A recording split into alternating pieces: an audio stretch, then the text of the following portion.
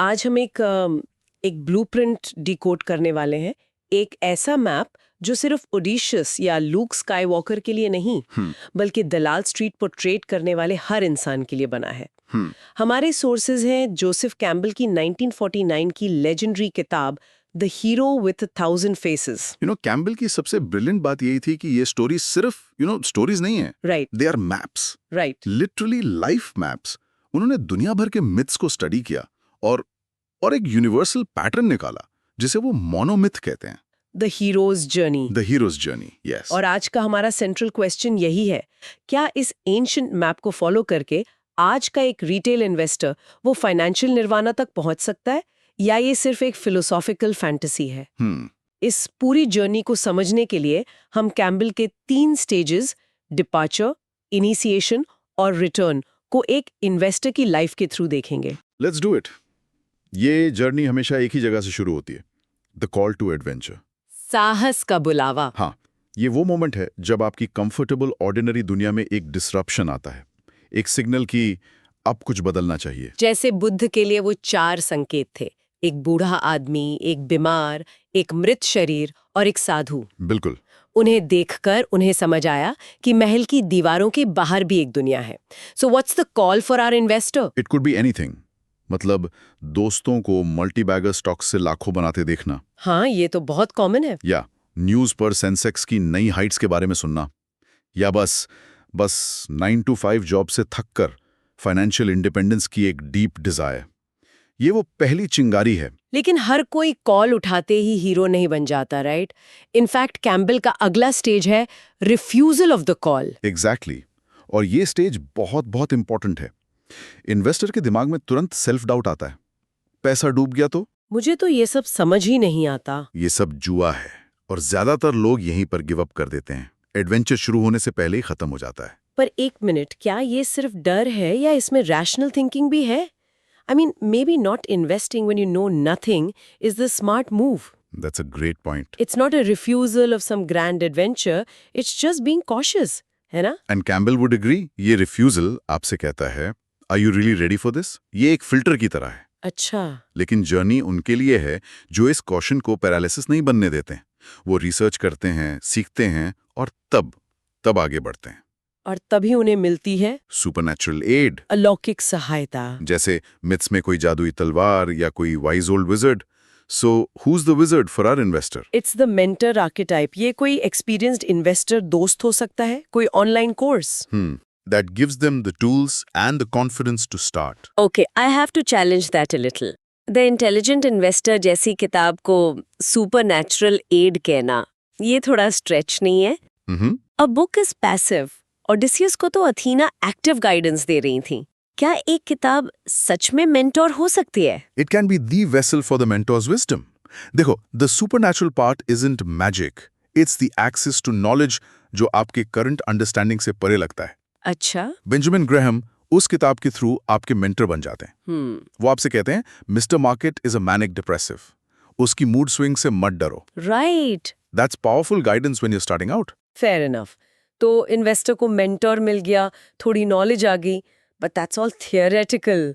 असली गेम तो तब शुरू होता है जब आप अपना पैसा लगाते हैं। उस पॉइंट ऑफ नो रिटर्न को कैम्बल क्या कहते हैं? The crossing of the first threshold. पहली दहलीज पार करना। हाँ, ये वो मोमेंट है जब आप डीमैट अकाउंट खोलकर अपना पहला सिग्निफिकेंट इन्वेस्टमेंट करते हैं। You're no longer just an observer, you're in the game. और इस थ्रेशोल्ड पर आपको मिलते हैं threshold guardians, the gatekeepers. Yes, ये आपका अपना डर हो सकता है, या वो रिश्तेदार जो कहते हैं, बेटा ये सब सट्टा बाजार है, दूर रहो। इनको पार करके ही आप नई दुनिया में एंटर करते हो, और एंटर करते ही you land in the belly of the whale. Sounds very dramatic. मतलब ये सिर्फ मार्केट अप डाउन देखने से ज्यादा है? ओह, मच मोर। ये वो साइकोलॉजिकल शिफ्ट है जब आपको रियलाइज होता है कि आपका हार्ड अर्न्ड मनी अब आपके कंट्रोल में नहीं, मार्केट के सिस्टम में है। And that's terrifying. Precisely, it's terrifying. It's the symbolic death of your old self, जिसका अपने सेविंग्स पर पूरा कंट्रोल था। हाँ। आपने पैसा लगा दिया और अगले दिन मार्केट 5% क्रैश हो जाता है। You feel swallowed whole. You realise there is no going back. अब तो इस नए समुद्र में तैरना सीखना ही पड़ेगा। वाओ। और यहीं से शुरू होता है जर्नी का सबसे difficult part, the initiation. Okay, so the investor is now in the deep and, the initiation phase. Right. और इसका पहला स्टेज है द रोड ऑफ ट्रायल्स। हाँ, परीक्षाओं का मार्ग। Sounds like a series of tests. It is. ये छोटे मोटे लॉसेस है, मार्केट वॉलेटिलिटी है, और सबसे बढ़कर आपके अपने इमोशन से लड़ाई। यहीं पर शैडो आर्केटाइप सामने आता है। The shadow is your inner demon, आपका लालच जब मार्केट तेजी से ऊपर जाता है। और आपका डर जब मार्केट गिरता है। Exactly. FOMO and food, fear of missing out and fear, uncertainty and doubt. Right. मुझे अपना पहला पोर्टफोलियो रिव्यू याद है, अ सी ऑफ रेड। उस मोमेंट में लॉन्ग टर्म थिंकिंग का सारा ज्ञान इवेपोरेट हो जाता है। बिल्कुल। आपका इनर शैडो, आपका पैनिक चिल्लाता है, sell everything, get out now. हाँ हाँ। उससे लड़ना, उस पर काबू पाना, that's the real trial. It's a real battle. But trials के बाद कुछ अच्छा भी होता होगा। Campbell talks about the meeting with the goddess. Yes, this is a moment of profound insight and peace. Hero को एक ऐसी पावरफुल नर्चरिंग एनर्जी मिलती है जो उसे अनकंडीशनल एक्सेप्टेंस देती है। अ moment of pure bliss. Exactly. And for an investor, what's this goddess? It's the aha moment, जब आपको अचानक कंपाउंडिंग की शक्ति का एहसास होता है। अच्छा। जब आप देखते हैं कि आपके छोटे छोटे इन्वेस्टमेंट्स ओवर टाइम चुपचाप बढ़ रहे हैं। इसे गॉडेस क्यों कहा? क्योंकि कंपाउंडिंग भी एक नर्चरिंग, लाइफ गिविंग फोर्स जैसी है। ये रातों रात चमत्कार नहीं करती, but with time and patience ये आपके कैपिटल को अनकंडीशनली ग्रो करती है, बिना डेली वैलिडेशन मांगे। Yes. It's a silent, powerful creative force जो इन्वेस्टर को पहली बार एहसास दिलाती है कि वेल्थ क्रिएशन सिर्फ स्ट्रगल नहीं, एक पीसफुल प्रोसेस भी हो सकता है। Wow, that's a beautiful way to put it.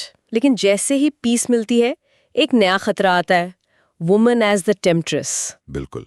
ये वो टेम्पटेशंस हैं जो आपको आपके रास्ते से भटका सकते हैं। इन्वेस्टिंग वर्ल्ड में ये गेट रिच क्विक स्कीम्स हैं। Penny stocks, high leverage crypto futures.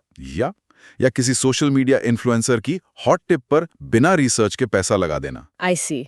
So the temptress is basically a brain's desire for a shortcut. It's deeper than that. ये टेम्पट्रेस असल में हमारे दिमाग का शॉर्ट टर्म रिवॉर्ड सिस्टम है। ओके। जो long term goals को हाईजैक कर लेता है।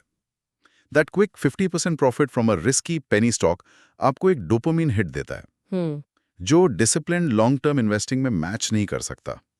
It's a biological trap dressed up as a financial opportunity. इस ट्रैप से बचना ही पेशेंस और डिसिप्लिन का अल्टीमेट टेस्ट है। So if a hero resists temptation and sticks to the path, what's next? Campbell calls it atonement with the father. This sounds very heavy. It is. It's the core of the transformation. Hero को एक ऐसी authority figure का सामना करना पड़ता है जिसका उस पर अल्टीमेट कंट्रोल है। और इसे फादर से सिंबलाइज किया गया है। हाँ, हीरो को इस पावर से लड़ना नहीं, उसे समझना होता है। It's about surrendering the ego. And who is this father figure for the investor? The market itself. The market. हाँ, अटोनमेंट विद द फादर वो मोमेंट है जब इन्वेस्टर मार्केट को बीट करने की, उसे आउटस्मार्ट करने की कोशिश छोड़ देता है। अच्छा। ये एक्सेप्ट करता है कि मार्केट उससे कहीं ज्यादा बड़ा, कॉम्प्लेक्स और पावरफुल है। और ये सिर्फ फिलॉसफी नहीं है, ये प्रैक्टिकल स्ट्रैटेजी है। How so? जो इन्वेस्टर ये समझ जाता है, वो मार्केट टाइमिंग की फ्यूटाइल गेम छोड़कर डाइवर्सिफिकेशन और एसेट एलोकेशन जैसे प्रूवन प्रिंसिपल्स पर फोकस करने लगता है। Right. वो मार्केट के रूल्स के साथ काम करता है, उनके अगेंस्ट नहीं। ईगो का सरेंडर असल में रिस्क मैनेजमेंट की सबसे बड़ी जीत है। Wow. I never thought of it that way. That reframes the whole idea of beating the market as an act of childish rebellion. Exactly. इस सरेंडर के बाद क्या होता है? उसके बाद आती है अपोथेओसिस, देवत्व प्राप्ति, a divine state of peace and understanding. Hero अब छोटी छोटी बातों से परेशान नहीं होता। फॉर आवर इन्वेस्टर, ये वो स्टेज है जब मार्केट के डेली फ्लक्चुएशंस, निफ्टी 500 पॉइंट ऊपर या नीचे, उसे अफेक्ट नहीं करते। वो शांत रहता है। वो शांत रहता है, अपनी लॉन्ग टर्म स्ट्रैटेजी पर ट्रस्ट करता है। He has transformed from a nervous gambler into a mature wealth creator. And this transformation leads him to the prize, the ultimate boon, Param Vardhan. Yes. On the surface, ये financial freedom है, पैसा. But the real boon is the knowledge, the experience and the emotional maturity जो उसने इस पूरी journey में gain की है। Here's where it gets really interesting for me. Campbell के हिसाब से, a true hero brings back something for society. तो एक इन्वेस्टर का फाइनेंशियल फ्रीडम समाज के लिए बून कैसे बन सकता है? Think about it. एक सक्सेसफुल एंटरप्रेन्योर या इन्वेस्टर जब क्रोर्स की वेल्थ क्रिएट करता है तो वो सिर्फ अपने लिए वैल्यू नहीं बनाता। सही है। वो जॉब्स क्रिएट करके, इनोवेशन को फंड करके और इकोनॉमी में कैपिटल डिप्लॉय करके सोसाइटी के लिए वैल्यू क्रिएट करता है। राइट। उसकी सक्सेस से दूसरों को अपॉर्चुनिटीज मिलती हैं। हिज पर्सनल बून ऑफ से 100 crores translates into potentially thousands of crores of societal value. So the journey isn't over yet. He has the boon, but he has to bring it back. This is the final stage, the return. And you said this is often the hardest part. क्यों? Because the first step is often refusal of the return. Enlightenment या financial freedom पाने के बाद hero को normal दुनिया की problems trivial लगने लगती है। एग्जैक्टली उसकी पॉलिटिक्स, उसकी छोटी छोटी बातें, वो सोच सकता है मैंने अपनी लड़ाई लड़ ली, अब मुझे किसी से क्या लेना देना। वो अपने ज्ञान को, अपने बून को शेयर करने से मना कर सकता है। He becomes a hermit on his private island. Exactly या फिर एक दूसरा डार्कर पाथ है, द मैजिक फ्लाइट। अगर हीरो ने बून गलत तरीके से हासिल किया है तो उसे भागना पड़ता है। अच्छा। इन्वेस्टर के कॉन्टेक्स्ट में ये वो लोग हैं जिन्होंने स्कैम्स या इनसाइडर ट्रेडिंग से पैसा बनाया है। They have the money but they are on the run from regulators, the law and their own conscience. So we have two possibilities for the return journey: isolation or a life on the run. Is there a third, better path? Yes, sometimes the hero needs a nudge. That's rescue from without. Hero को दुनिया में वापस लाने के लिए external help की जरूरत पड़ती है। फॉर अ सक्सेसफुल इन्वेस्टर ये रेस्क्यू उसकी फैमिली हो सकती है, उसकी सोशल रिस्पॉन्सिबिलिटी या कोई बड़ा पर्पस जो उसे कंट्रीब्यूट करने के लिए इंस्पायर करे। For instance, starting a charity or mentoring young entrepreneurs. Precisely. Okay, so let's say our hero decides to return and share the wisdom. He now faces the crossing of the return threshold. What's that challenge? It's a huge practical problem.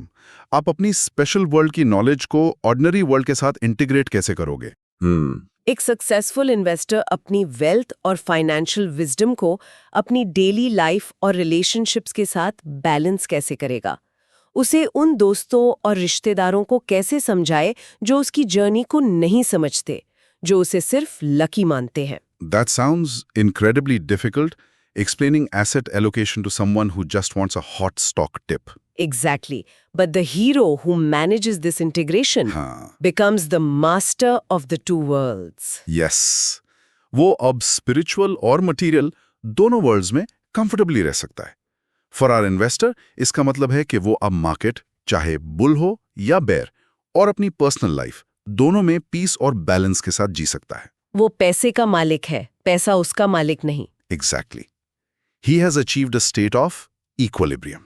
Which brings us to the final destination of the entire journey: freedom to live. This is the ultimate goal. ये सिर्फ पैसे के बारे में नहीं है. It's the freedom from the fear of the future and the regrets of the past. It is the ability to live in the present moment on your own terms. To live a life of choice, not compulsion. So, to sum it all up, Joseph Campbell's monomyth सिर्फ एक story structure नहीं है.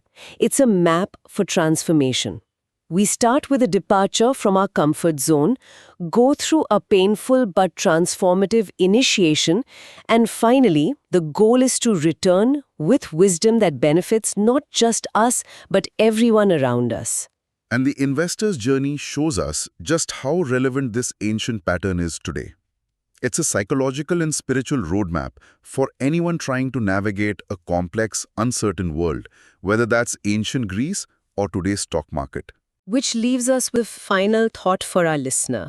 आपके जीवन में इस समय कौन सा कॉल टू एडवेंचर है जिसे आप अनदेखा कर रहे हैं?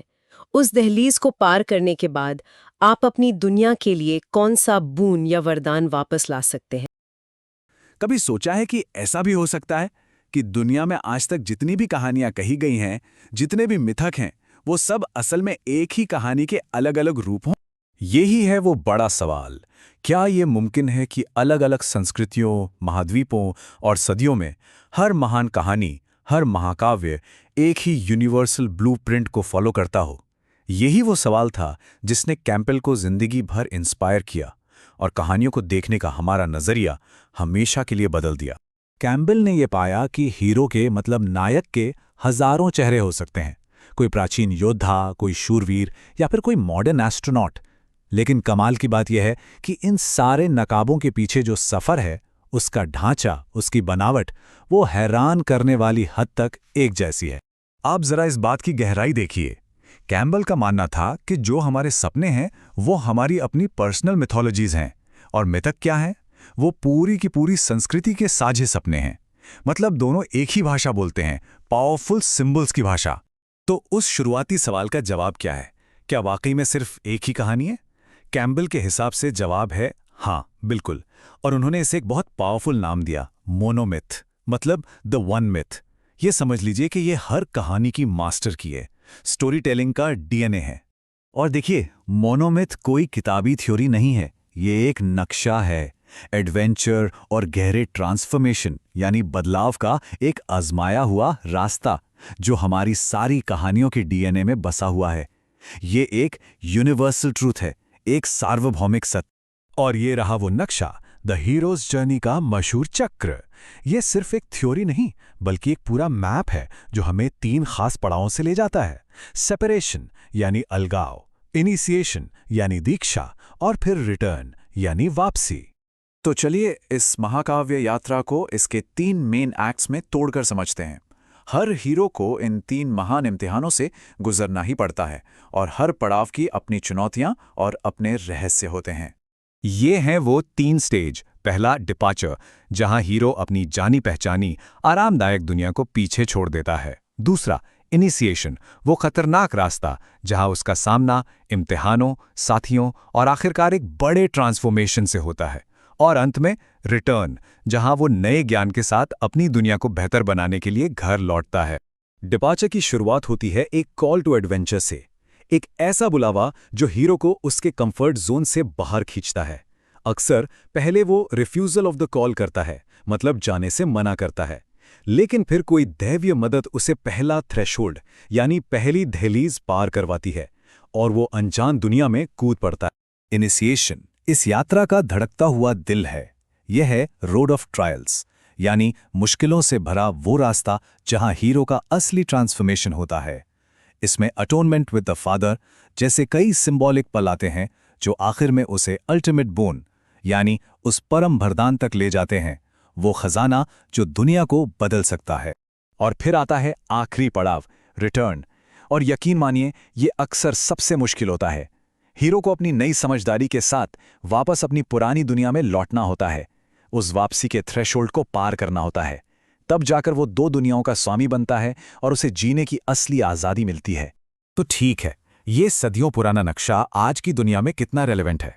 हमारे जानी पहचानी कहानियों पर, हमारे पसंदीदा हीरोज पर ये कैसे लागू होता है? जरा इस कमाल के कंपैरिजन को देखिए। एक तरफ बुद्ध हैं जो ज्ञान के लिए अपना महल छोड़ देते हैं, और दूसरी तरफ ल्यूक स्काईवॉकर है जो बगावत के लिए अपना फार्म छोड़ देता है।